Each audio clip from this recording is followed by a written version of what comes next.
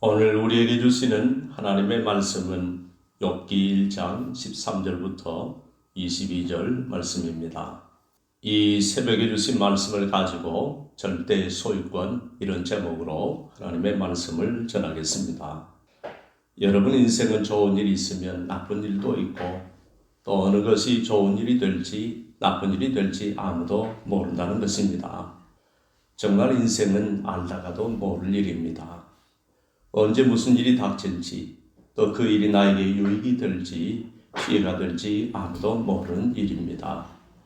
전도서 3장 11절에 하나님이 하시는 일의 시종을 사람으로 측량할 수 없게 하셨도다라고 했습니다. 그러므로 전도서 7장 14절은 형통한 날에는 기뻐하고 곤고한 날에는 뒤돌아 보아라. 이 두 가지를 하나님이 병행하게 하사 사람이 그의 장래 일을 능히 헤아려 알지 못하게 하셨느니라고 했습니다. 인생은 정말 모를 일입니다. 하나님이 우리 인생을 모르게 하신 이유는 오직 하나님만 믿고 오직 하나님만 의지하며 살라고 모르게 하신 것입니다. 사랑하는 여러분, 우리 인생은 아무도 모르기에 앞으로 무슨 일을 만날는지 무슨 일을 당할는지 아무도 알 수 없습니다. 그러므로 언제 어디서든 하나님만 의지하고 살아가시기를 바랍니다. 마치 우리 인생은 일장 춘몽과 같습니다. 풀은 마르고 꽃은 시드는 것처럼 모든 육체는 풀과 같고 그 모든 영광은 풀의 꽃과 같은 것입니다. 세월은 금방 지나가고 어느새 풀은 마르고 어느새 꽃은 떨어지는 것입니다. 그러니 더 이상 이 세상에 속지 말고 내 영혼의 구원을 준비하며 살아가시기를 바랍니다. 여러분은 언제 무슨 일을 당할는지 모르는 이 세상에서 오직 주님만 의지하고 오직 영혼 구원을 준비하며 살아가시기를 바랍니다. 오늘 욥은 엄청난 시련을 겪게 되었습니다. 어느 날 갑자기 감당할 수 없는 시련이 찾아왔습니다. 하루는 욥의 자녀들이 큰아들 집에서 음식을 먹으며 포도주를 마시고 있을 때 사환이 욥에게 와서 말을 합니다.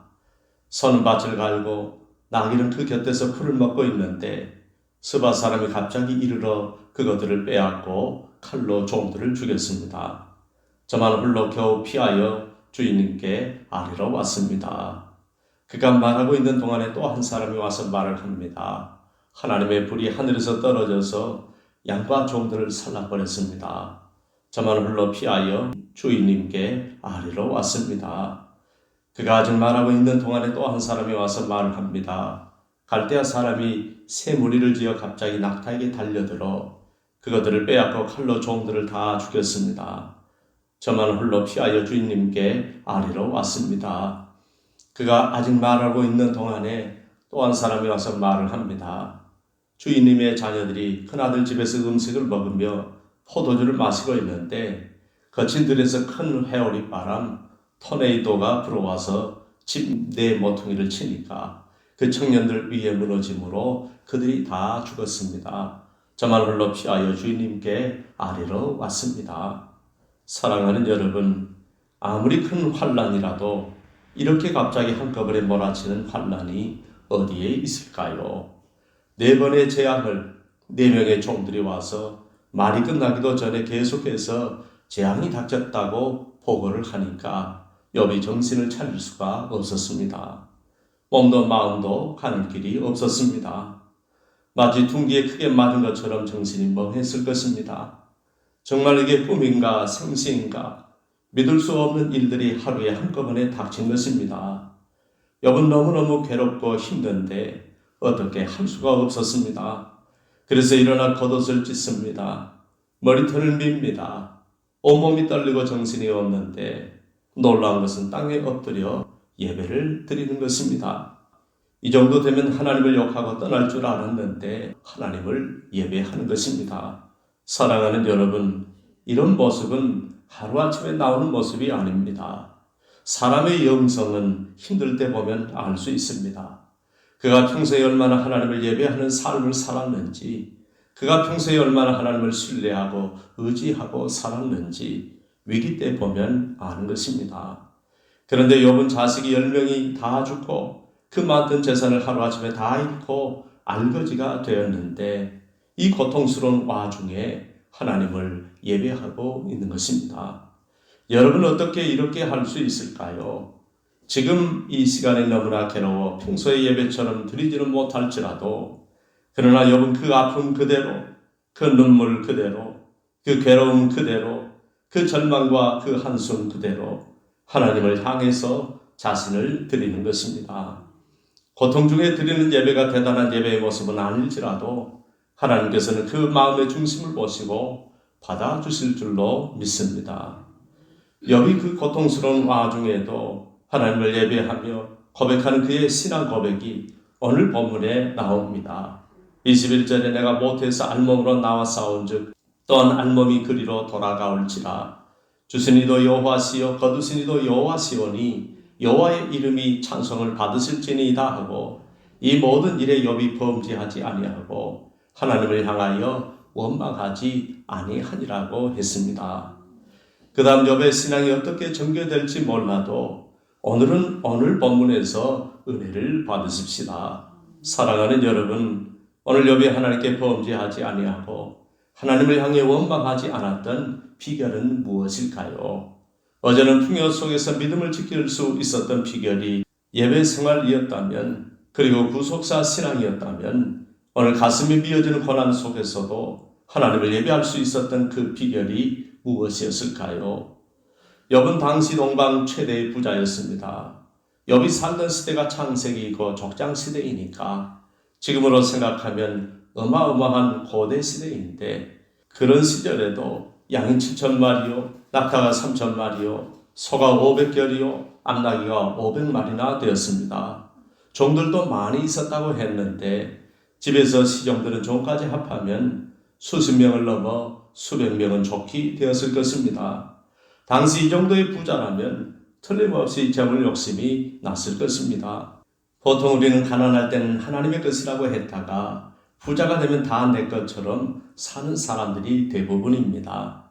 보통 우리는 가난할 때는 11조를 아낌없이 잘 내다가 부자가 되면 액수의 크기가 달라지니까 온전한 11조 생활을 하는 사람이 많지 않습니다.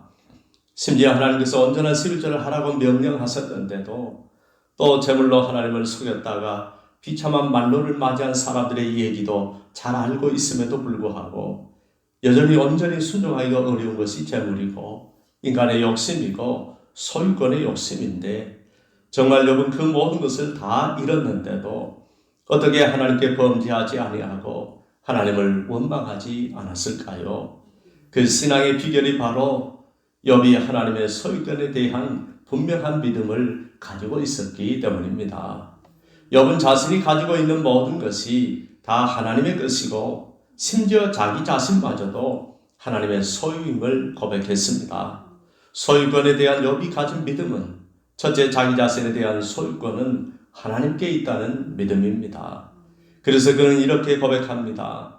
내가 못해서 알몸으로 나와 싸운즉 또한 알몸이 그리로 돌아가올지라 라고 고백했습니다. 그는 자신은 어머니를 통해서 하나님으로부터 왔기에 자기 자신의 소유권은 하나님께 있으므로 하나님이 찾으시면 하나님께 돌아가는 것이 당연하다고 생각했습니다. 마찬가지로 자식들의 소유권도 하나님께 있으므로 동일하게 생각했습니다. 그래서 하나님께 범죄하지 아니하고 하나님을 향하여 원망하지 않을 수 있었던 것입니다. 소유권에 대해 욥이 가진 믿음은 둘째 자신이 가진 재물의 소유권도 하나님께 있다는 믿음입니다. 그래서 그는 이렇게 고백합니다. 주시니도 여호와시요 거두시니도 여호와시오니 여호와의 이름이 찬송을 받으실지니이다 하고 고백했습니다.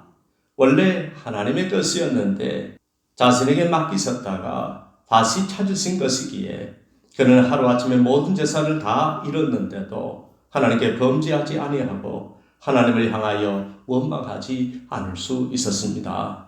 사랑하는 여러분, 평소 욥에게는 이 믿음이 있었기에 하나님께 범죄하지도 원망하지도 아니하고 오히려 하나님께 예배를 드릴 수 있었던 것입니다. 우리도 이 믿음을 가진 자라면 이 믿음을 가져야 무슨 일을 만나든지 하나님께 범죄하지 아니하고 하나님을 향해 원망하지 않고 가슴이 미어질지라도 하나님을 예배할 수가 있는 것입니다. 사랑하는 여러분, 여러분 자신에 대한 소유권, 여러분이 가진 재물에 대한 소유권, 여러분 자식에 대한 소유권까지 하나님께 있음을 알고 그분의 뜻에 순종하는 믿음을 가지고 살아갈 수 있기를 바랍니다. 이 믿음만 있다면 우리는 우리가 가진 소유에 대해 훨씬 자유로워질 것입니다. 그리고 하나님이 어떻게 역사하시든지 범죄하지 아니하고 원망하지 않을 것입니다. 우리 모두 그런 믿음의 사람들이 되시기를 바랍니다. 그래서 모든 고난과 시련 속에서도 믿음을 잃지 않고 믿음을 굳건히 지키시는 주의 성도들이 되시기를 주님의 이름으로 축원합니다. 기도하겠습니다. 하나님 아버지, 은혜 감사합니다. 오늘도 욥의 믿음을 배우게 하시니 감사합니다. 하나님 아버지, 너무나 큰 재앙, 너무나 큰 환난, 너무나 큰 고난이 쏟아졌는데도 하루아침에 자식을 10명이나 잃고 모든 재산을 다 잃었는데도 욥이 하나님 앞에 범죄하지 아니하고 하나님을 향해 원망하지 않을 수 있었던 것은 하나님께 대한 절대 소유권에 대한 믿음을 가지고 있었기 때문이라고 했습니다.